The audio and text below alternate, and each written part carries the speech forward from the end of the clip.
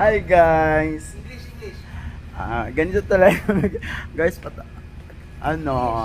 papuntang cabin na kami. Kakatapos lang kasi namin.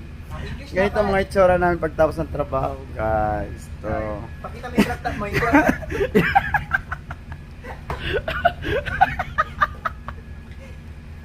Ganito ang trabaho namin sa barko, guys. Kasi gali round. So, kailangan namin mag-prepare ng lakas namin kasi kakatapos na namin maglinis, guys. Ito, natambay na kami dito sa hali kasi May nagbebenta ng crop. kakatapos lang namin maglinis.